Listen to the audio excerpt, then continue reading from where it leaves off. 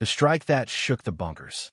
Archie Bunker goes into what he calls a perfectly normal week with the kind of swagger that only comes from a man who believes the world runs on his routines.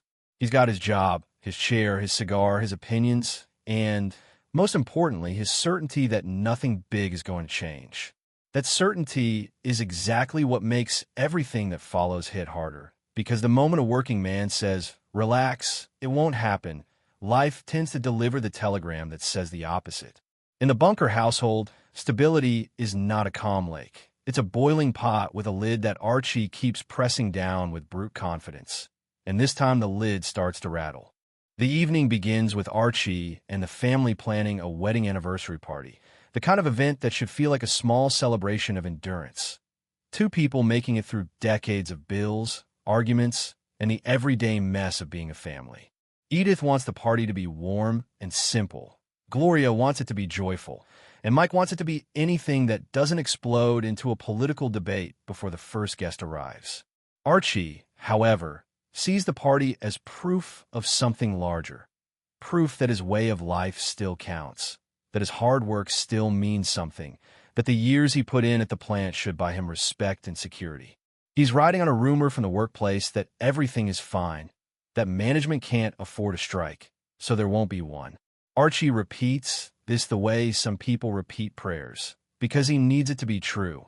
He needs the idea of no strike, not just for his paycheck, but for his identity. Then Edith opens a telegram, and the air in the house changes. The message is simple and brutal. Archie's union says he has to go on strike on Monday. It's the kind of news that doesn't just threaten income. It threatens the entire emotional structure Archie uses to stand up straight. Edith freezes with the paper in her hand, caught between honesty and fear. Gloria realizes immediately what this will do to her father's mood and to their plans.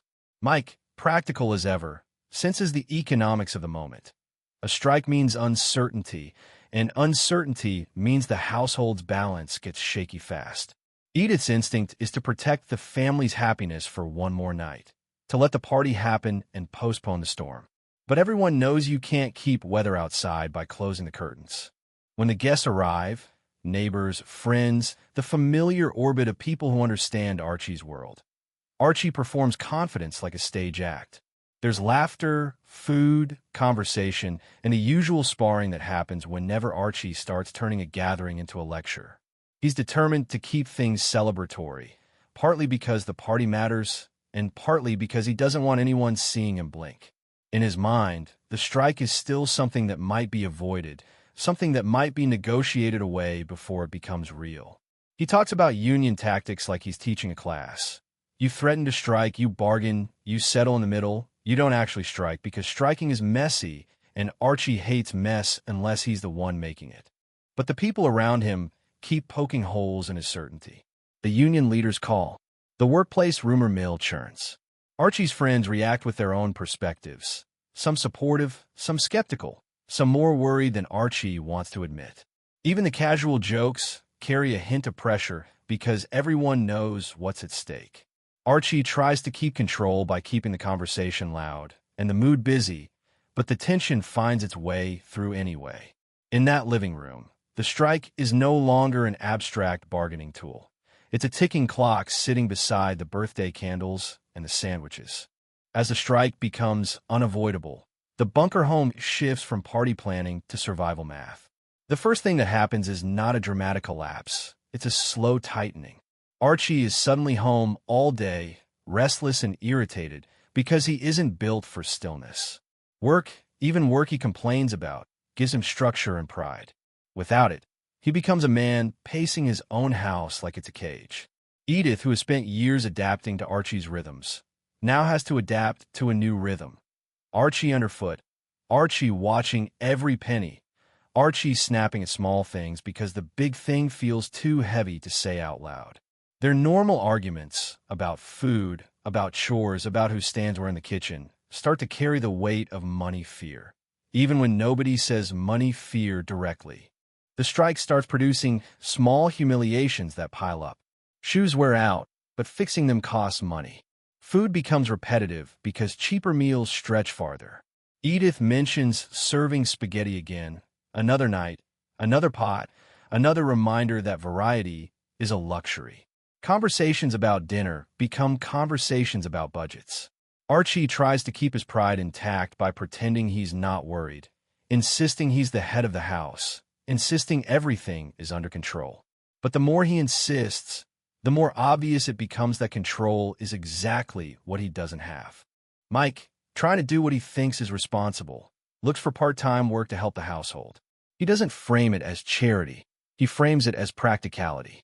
But to Archie, it lands like an insult. Archie hears, "You can't provide," even if nobody says those words. So when Mike comes home without getting hired, Archie reacts with that familiar combination of harshness and insecurity, mocking Mike's lack of qualifications while simultaneously refusing to admit he might actually need help. He wants to be the man who carries the family, not the man who gets carried. This is the tragedy and comedy of Archie Bunker. He could be stubbornly devoted to his role as provider, even when the economy and the system are actively sawing at the legs of that role. Meanwhile, Edith faces her own quiet crisis. She has always been the emotional glue of the family, the one who smooths the edges and absorbs the shockwaves. But the strike forces her to confront realities she usually tries not to speak aloud. She remembers times when Archie earned less, but somehow they ate more, saved more, and felt less pressure. Now, the money is tighter even though Archie has worked for years. Edith doesn't speak in economic theory. She speaks in household memory. Her questions are simple and devastating. How do we get here? How did working hard stop being enough? Where did the security go? Those questions hang in the air like smoke because they're not only about Archie, they're about a whole class of families trying to understand why the numbers don't add up anymore. And the strike isn't only financial, it's psychological. Archie is not used to feeling powerless. On the picket line, he's one of many, and the frustration turns into anger.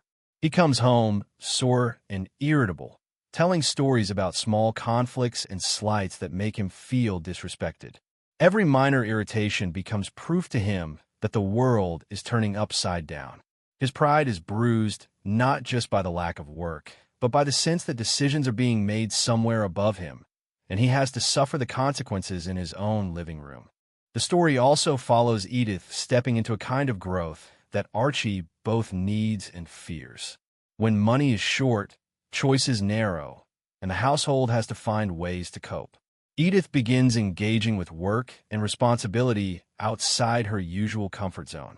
In the process, she shows a strength that has always been there, but often overlooked: quiet competence, resilience, the ability to keep moving while the men argue about pride. Archie, however, struggles with that shift because it threatens the fragile story he tells himself, that he is the single pillar holding everything up. The more Edith demonstrates she can carry weight, the more Archie feels both relieved and diminished, and he doesn't know how to admit either emotion safely. As the episodes move forward, the strike becomes a stage for the show's core tension. The collision between Archie's rigid worldview and the reality that refuses to fit inside it. Archie wants simple rules: work hard, be loyal, earn respect, get paid enough to live. But the system around him is complicated. Employers negotiate, unions clash, costs rise, and families get squeezed. Archie talks about bargaining like it's a game, but it stops being a game when the grocery bill is due. He believes respect is earned, yet he also fears that respect has become something that could be withheld by people with more power and more money. There's also a social layer to the strike that cracks open the relationships in the neighborhood. Friends compare hardships. People adjust their own plans. One person's struggle becomes another person's inconvenience, and tensions flare in ways that feel uncomfortably real. Archie's pride doesn't let him ask for help easily, and his temper doesn't let him accept criticism kindly. Yet underneath the noise, the community dynamic is a reminder that working families are often held together by informal networks, borrowed favors, shared meals, small acts of support, because the formal systems aren't designed to cushion every fall. By the time you've lived through these beats with the bunkers, the strike is no longer just a plot device. It's a pressure test. It tests Archie's identity as a provider, Mike's willingness to help even when it provokes conflict, Gloria's role as mediator in a household that keeps tilting toward chaos, and Edith's capacity to step forward when the situation demands more than patience and kindness. The humor is still there, sharp banter, awkward misunderstandings, everyday absurdity. But the humor sits on top of something heavier. The fear that if the paycheck stops, everything else might start collapsing in slow motion. And that's what makes this stretch of the story linger. It isn't only about whether Archie's union wins or loses, whether the strike ends quickly or drags on. It's about what happens inside a home when the outside world breaks its promises. It's about a man who insists he's not worried while his family quietly rearranges their lives around the possibility that he should be worried. It's about the fragile pride of working people who built their identities on labor, only to discover that labor doesn't guarantee stability the way it used to. The bunkers don't solve the economy in a living room, but they do what families always do. They fight, they adapt, they joke to survive, and they try, sometimes clumsily, sometimes tenderly, to hold on to each other while the pressure keeps rising.